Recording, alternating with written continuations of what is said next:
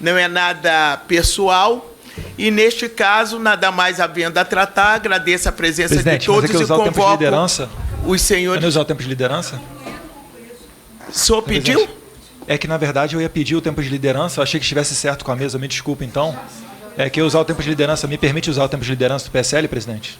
Claro que permito. Eu não vou nem utilizar os 7 minutos, não. Não, claro que permito. Excelência acabou de assim, cortar a palavra presidente do colega foi e benevolente. estava encerrando. Ele foi está benevolente com os pedindo como debates. liderança. Mas a Vossa Excelência estava acabando com a sessão. Eu tenho realmente outra, eu não poderia permanecer. Então, como eu vou abrir mão da Não tem réplica, problema. eu apenas me dirijo ao ministro para dizer: eu gostei que o senhor me fez a correção no que diz respeito à sua declaração. Fiquei satisfeita que a declaração não é sua, que chamou de bandidos o presidente eleito e a vice-presidenta da Argentina. Eu fico satisfeita que não tenha sido o senhor, porque eu acho que não é uma atitude de um profissional de carreira, não seria. Então, realmente, eu aceito a sua correção e lamento que tenha sido da mais alta, de alguém que não honra o lugar que ocupa na presidência da República. Vossa Excelência recebe o meu respeito por essa sessão, mesmo que eu não tenha concordância com suas palavras em grande parte, eu respeito a sua presença aqui de forma adequada e cordial com o Parlamento brasileiro. Obrigada.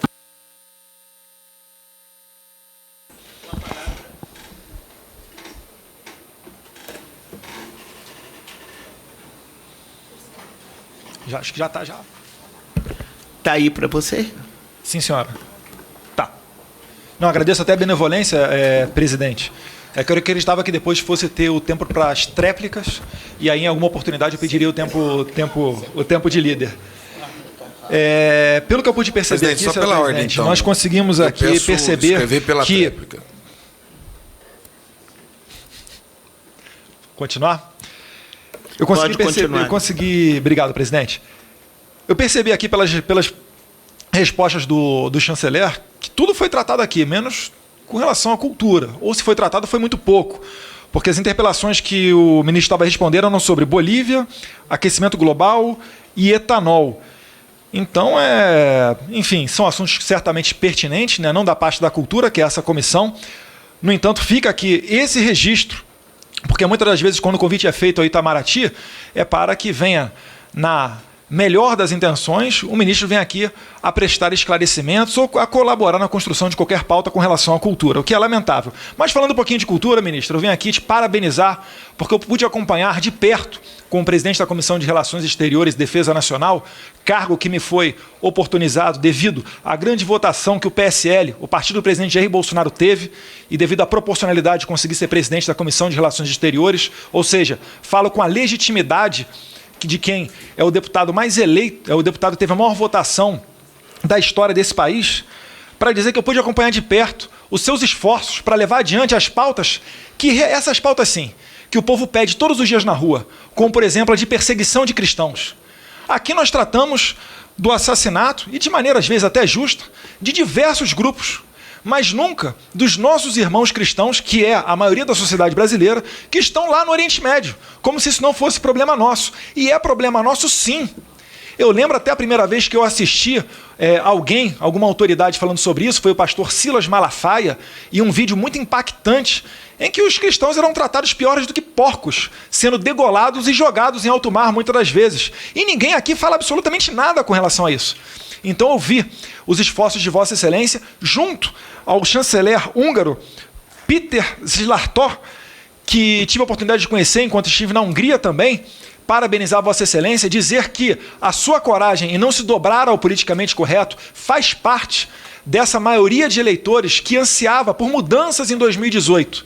Não se dobrar ao politicamente correto é não se dobrar à linguagem que tenta nos dominar, como, por exemplo, tratar aborto por direitos reprodutivos das mulheres. Vossa Excelência faz muito bem quando não permite que o Brasil embarque nessa onda, ficando em silêncio, assinando acordos internacionais ou resoluções, tratando de pautas como essa do direito reprodutivo da mulher, que lá na ponta a gente sabe que se trata de aborto, uma matéria tipificada no nosso Código Penal, rechaçada pela maioria dos brasileiros e rechaçado também pela maioria dos cristãos. Parabéns a Vossa Excelência. Agora, entrando aqui um pouquinho nas questões que Vossa Excelência estava a responder, né? Perguntaram a Vossa Excelência, o que o Brasil ganhou com o etanol no acordo com os Estados Unidos? Ora, eu lhe pergunto, o que o Brasil ganhou construindo o Porto de Mariel em Cuba? O que a gente tomou calote, eu lembro em 2018, ministro, que nós aqui, congressistas, que éramos da antiga legislatura, nós tivemos que aprovar aqui uma lei em que o Brasil foi obrigado a pagar em torno de R$1 bilhão em nome da Venezuela, porque fomos garantidores, espécie de fiadores em algum contrato em que a Venezuela nos deu calote. Isso por si só já dá um banho aqui no etanol. Sendo que no etanol a gente sabe qual é a verdade. Eu fiz um vídeo, esse assunto demanda um pouquinho mais de tempo, porque ele é um tanto quanto complexo, mas eu fiz um vídeo que o Brasil ele teria muito a perder se não assinasse esse acordo. E as questões, após serem explicadas, o próprio deputado do Nordeste que sugeriu o projeto de decreto legislativo para sustar os efeitos desse acordo, ele mesmo retirou o seu projeto de decreto legislativo.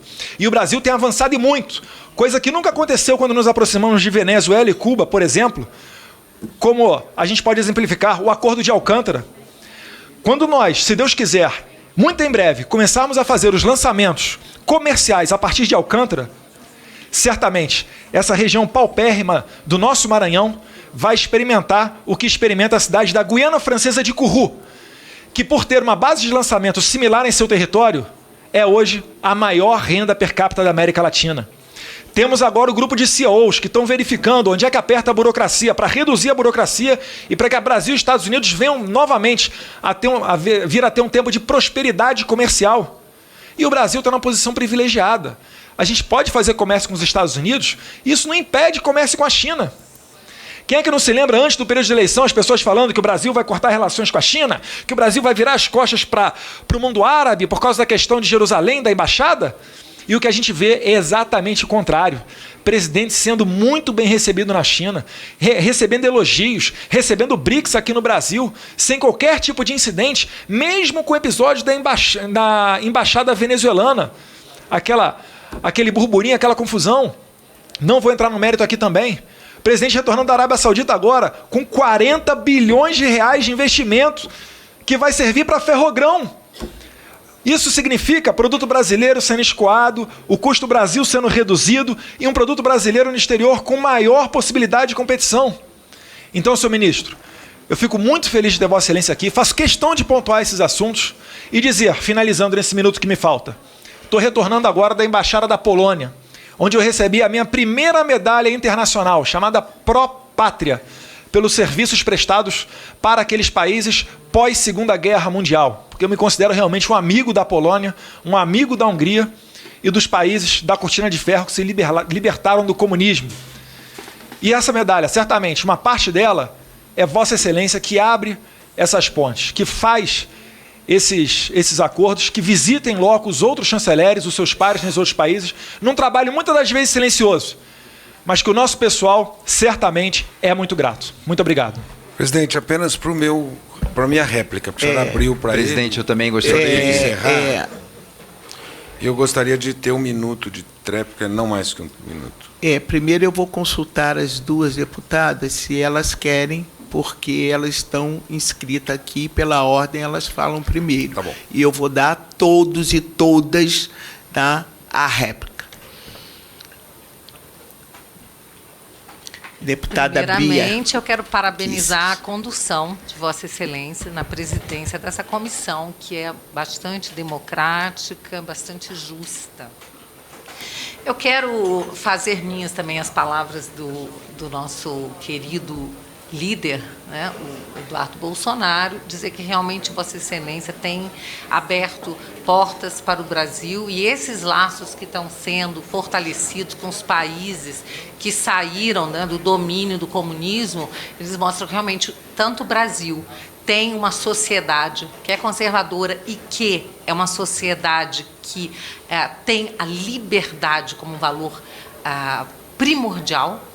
E é exatamente por isso que esses países que experimentaram o sofrimento, a miséria, a escassez e a falta de liberdade, o totalitarismo e as ditaduras comunistas fazem tanta questão de se aproximar do Brasil do presidente Jair Messias Bolsonaro, um homem democrático, que, como eu tenho dito aqui, de todos os presidentes das últimas décadas, é o que mais respeita a democracia, respeita este Congresso. Repito o que eu disse, foi o único presidente que não comprou o Congresso, não comprou a consciência, o bolso dos congressistas, que deixa que os parlamentares votem livremente, seja a favor, seja contra, mas respeita este parlamento. E isso é preciso ser registrado, porque nós só ouvimos mentiras da esquerda como se tivéssemos um ditador ou um amante da ditadura e do terrorismo. Temos um homem que preza pela liberdade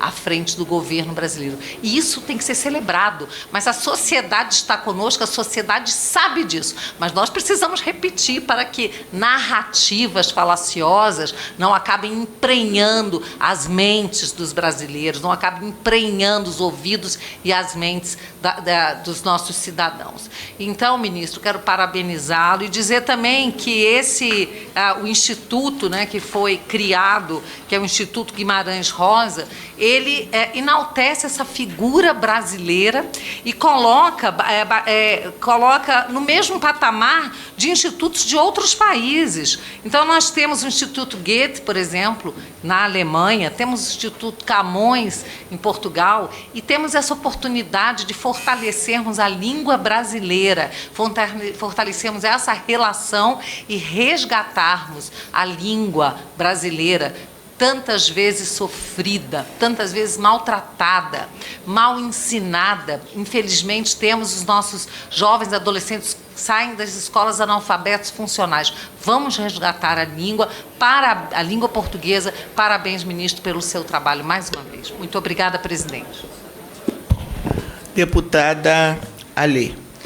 Bom, presidente, Benedita da Silva. Nos responder se ministro, nós estamos... excelente, ministro, muito bom, muito bom. Botou nós precisamos saber, ministro, agora quando do acabar... governo, Bia, nós precisamos saber, inclusive... Se for para falar todo mundo, eu vou querer falar também. Eu estou ouvindo um monte de coisa quieto aqui, presidente. Como discípulo do ministro do Olavo de Carvalho, nós precisamos saber não consegue ouvir se nós consigamos ter diálogo ou não. Porque ministro, muito eu bom, fico ministro. Feliz. Botou no lugar dele. Sim. Eu não tenho lugar, não. Eu sou deputado federal. Muito bom, presidente. Muito bom, perfeito. A única coisa é que a gente precisa entender com quem a gente está falando, se a gente consegue manter um nível de diálogo ou não.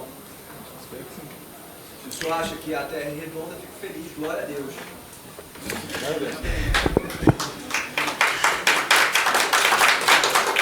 Pode continuar, senhor ministro. Desculpa, eu tenho duas perguntas aí, que são as principais.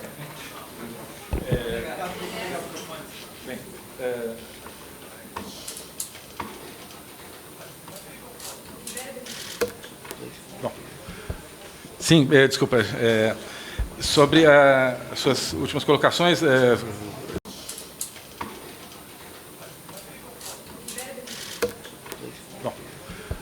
Sim, desculpa. Sobre as suas últimas colocações, agora, por último, deputada presidenta, eu estou pronto a mandar por escrito, se a senhora quiser, essas informações realmente precisam mais nível de detalhamento sobre a questão do incentivo a músicos brasileiros, encontro do cinema brasileiro, né? E vou mandar verificar por que não teria havido essa exibição do filme sobre Chico Buarque nas condições que a própria curadora nos disse que seria, e naquela nota disse que seria feita numa espécie de mostra à parte. Vamos procurar nos informar sobre isso e mandar para a senhora, para que a senhora possa compartilhar, claro, com toda a comissão essas informações. Sim, sobre a África. Muito obrigado também por isso. Permite a gente rapidamente falar dessa dimensão. Estarei indo à África, a 4 países africanos agora em dezembro. É uma grande prioridade para nós, tanto na parte econômica quanto na parte cultural e civilizacional da África. Eu já tenho dito isso muito claramente no encontro que tivemos com todos os embaixadores africanos em Brasília no Dia da África, que eu acho que foi feito em maio, que nós concebemos, eu pessoalmente tenho muito essa convicção, acho que todos os brasileiros têm, concebemos o Brasil como também um país africano, né? como um país que faz parte do destino da África, assim como achamos que também fazemos parte do destino da civilização judaico-cristã ocidental, de origem greco-romana. É tão importante quanto para nós e temos que trabalhar em cima assim, dessa afinidade que é única. Acho que nenhum outro país que não faz parte fisicamente do continente africano tem a mesma identidade que nós temos com a África. Todos os brasileiros, sejam os que somos descendentes de africanos, sejam os que não somos, né? De modo que queremos trabalhar mais essa dimensão, são desafios diferentes com a África, mas eu sei que a senhora mencionou especificamente a parte cultural, mas só para mencionar também a parte econômica. A África tem desafios enormes em termos de superação da pobreza, na maioria dos seus países, mas é hoje o continente que mais cresce economicamente no mundo, apresenta oportunidades enormes, está trabalhando muito fortemente na integração econômica da África. Existe agora um projeto de uma zona de livre comércio pan-africana que nos deixou muito interessados. Queremos falar sobre isso, como explorar as ideias de como o Brasil pode se conectar nessa integração econômica africana. E na cultura é já uma prioridade da nossa política cultural, dentro do departamento cultural. Agora não tenho aqui os dados, mas várias dessas nossas iniciativas de centros de ensino brasileiro, de centros de estudos brasileiros, núcleos brasileiros já são em países africanos, inclusive em países, por exemplo, como Guiné-Bissau, que tem um desafio imenso e que nós temos um programa de alfabetização e de ensino do português para as crianças bissau-guineenses, que em muitos casos não falam português, apesar de ser língua oficial, mas que falam outras línguas, mas que precisam do português para uma melhor participação na sociedade. Então, é um lado de cooperação muito específico que queremos expandir. Claro, os países de língua portuguesa têm uma dimensão mais presente nessa esfera cultural, por causa da língua, mas com todos eles queremos trabalhar essa questão cultural a partir dessa concepção, que não é minha, enfim, não é de hoje, mas que eu acho que tem que ser muito enfatizada, da identidade africana do Brasil. Mas posso lhe mandar detalhes também sobre programas específicos em curso que nós temos na África com países africanos. E sobre crianças nos Estados Unidos, o meu entendimento é de que a questão da separação de crianças de seus pais é porque os pais que tentavam cruzar a fronteira ilegalmente, mas eu acredito também que isso é uma questão que diminuiu muito recentemente, mas eu teria que me informar se isso ainda existe, mas é que os pais que cruzaram ilegalmente eram detidos porque estavam cometendo algum tipo de ilícito. As crianças que não eram consideradas como parte desse ilícito não podiam ser digamos, presas junto com os pais, então tinham que ir para outros lugares que não eram prisões. Se falou muito, enfim, não quero entrar também em detalhes de política migratória americana, apenas o que me recordo de informação, mas eu posso verificar se está havendo continua havendo esse problema que foi muito intenso há uns 2 anos, de separação entre crianças e pais ali na fronteira. E teria que verificar realmente se há crianças de nacionalidade brasileira hoje separadas dos pais ali e em que condições. Apenas lembrando também que há um problema, um desafio que já foi identificado, sei disso também, posso ter mais informações, de inclusive tráfico não só tráfico de pessoas, né, que pagam para tentar entrar ilegalmente, mas dentro desse tráfico de crianças, ou seja, esses coiotes, como se chamam, né, que alugam, digamos, entre aspas, né, que cobram dinheiro de pais para terem junto com ele crianças que não são seus filhos, para tentar ter mais uma facilidade ao cruzar a fronteira e algum tipo de tratamento diferenciado. Tenho que também me informar se continua havendo esse tipo de problema, que faz parte do desafio da migração. Mas muito obrigado e me comprometo a todas essas informações que precisam de mais detalhe de lhe enviar na maior brevidade. Muito obrigado, presidente. Obrigada. Nada mais havendo a tratar, agradeço a presença de todos e convoco os senhores membros